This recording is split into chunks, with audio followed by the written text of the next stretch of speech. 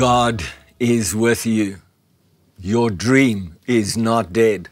In fact, every time you feel like you're getting further away from your dream, please be assured that because God is with you and it's His dream that He gave you, He is using every circumstance to bring you closer to your dream, to the dream that He wants to use to bless your life and to promote you. I go back to Genesis chapter 39, and we're reading from the Living Translation. And remember what I said in the last session was, she was insistent and demanding, and she reached out to grab his cloak. And when he squirmed out of his coat, and she was left holding on his coat, she called out to her servants.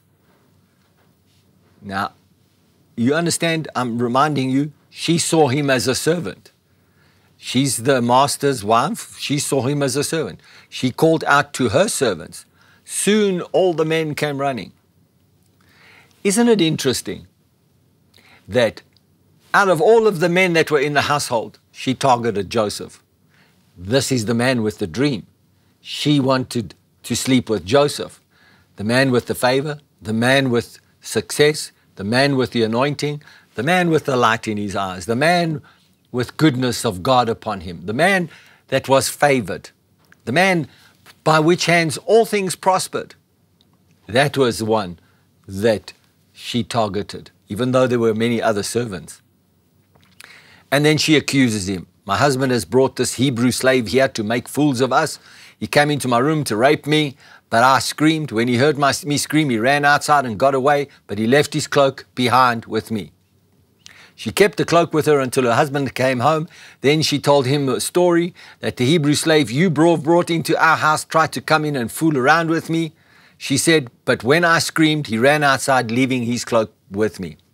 Potiphar was furious when he heard his wife's story about how Joseph had treated her. So he took Joseph and threw him into the prison where the king's prisoners were held, and there he remained.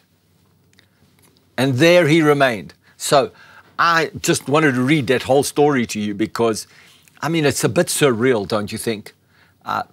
But, you know, this is what happens to everybody that's got a dream. I mean, it might not play out exactly like this, but someone is always going to remind you you're a slave.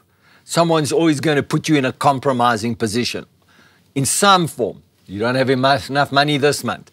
You don't have what it takes the next month. You don't have what it emotionally, spiritually, you may feel inferior, not up to it, not worthy. I'm still a slave. The circumstances seem to always be against me. I can never get there. Fear not. Do not be dismayed. God is with you. You know, this must have been quite a thing for Potiphar because obviously this is his wife. And, you know, he's having to get rid of the man that he could trust with everything. The favor of God was on his whole, on all of it, on all of his goods, on all of his cattle, all of his crops. All of his servants were probably really in a good space in the house because Joseph was such a good manager. He was so, I mean, the glory of God was all over him because he had a dream.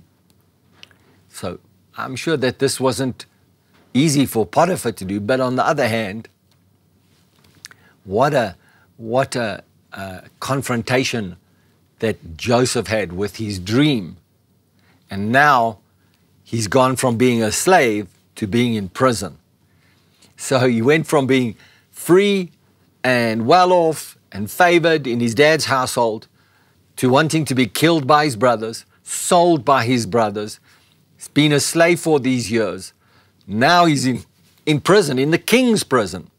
So this was always the case. Normally the people that were in the king's prison were held there for crimes against the king. They were held there for crimes that were so bad that they were almost always going to be executed in the king's prison. It wasn't just just any kind of prison. It was the king's prison. And so the next verse, Verse 21 says, but the Lord was with Joseph in the prison and showed him his faithful love. And on that note, I'm going to leave you. But the Lord was with Joseph in the prison and showed him his faithful love. Thank you for joining me. I'll see you on the next one.